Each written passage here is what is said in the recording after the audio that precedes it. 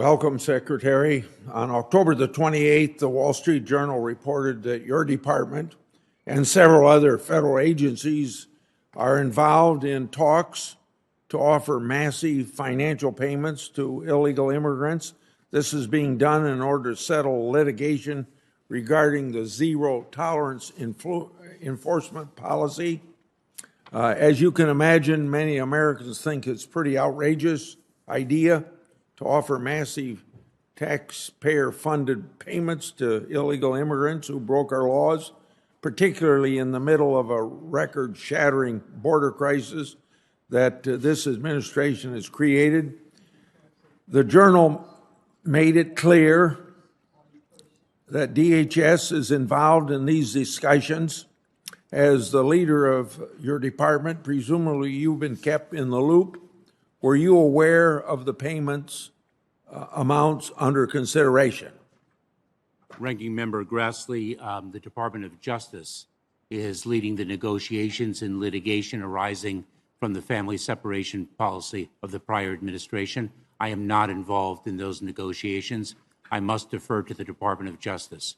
My focus in leading the task force is to reunify the families who were separated under the prior administration. Okay.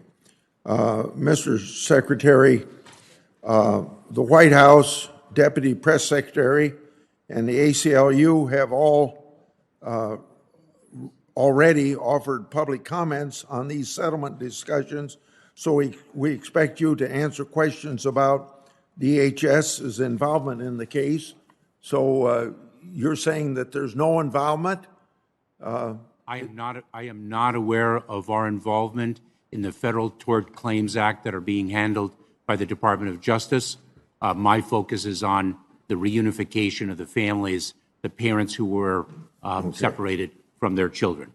Under the Department of Defense Death Gratuity Program, the family of a service member who dies on active duty receives a tax-free payment of $100,000. Under what circumstances, if any, do you think it's appropriate for an illegal immigrant who broke our laws to receive more money from the government than the family of a fallen service member receives under that program?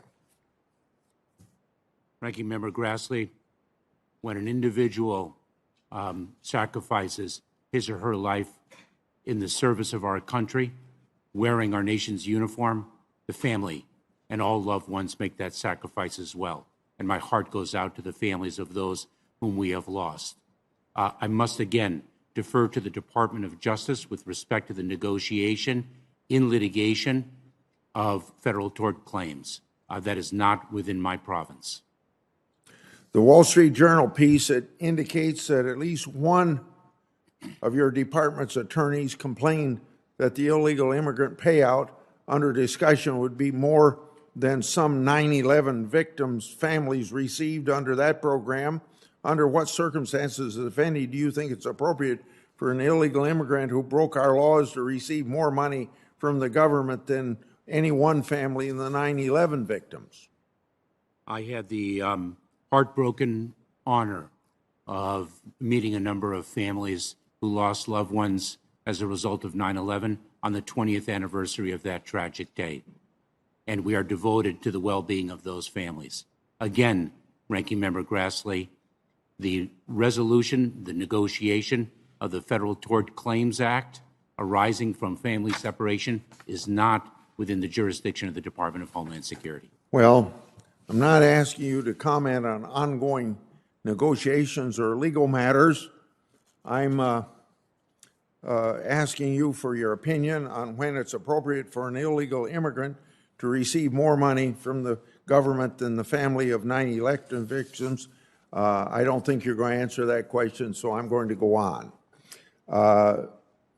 There are approximately 1 2/10 million illegal immigrants in the United States with final orders of removal. These are people who have received due process and been ordered removed by an immigration judge. In your September 30th memo, you said, quote, that the fact that an individual is a removable non-citizen should not alone be the basis of an enforcement action against them, end of quote. Does that reasoning apply to the 1 2/10 million illegal immigrants who have received due process and been given a final order of removal by an immigration judge? Ranking Member Grassley, the policy that I issued on September 30th, I drew from tremendous experience, not only as a member of the Department of Homeland Security, but as a federal prosecutor. We cannot remove 1.2 million individuals, nor can we remove more than 11 million undocumented individuals who are unlawfully present in the United States, who might not have final orders of You might be right on that point, but my question is, does the reasoning apply to the 1 2/10 million illegal immigrants who have received due process? I just want to know if it applies to that group of people. It certainly does, and however, I would not necessarily accept the fact that all of them have received due process. Do you agree that all these individuals should be removed from the United States? I guess you said you couldn't remove 1 2/10 million. Should any of them be removed? Of course, I do believe that individuals who pose a public safety threat, who pose a national security threat, who pose a border security threat should be removed. And we should be smart and effective in our use of resources, and we should focus on the well-being of our communities and prioritize individuals for removal, just as I did as an assistant United States attorney, just as any responsible prosecuting office does in this country. I heard you say you want to do your job. Let me ask you this, the last question.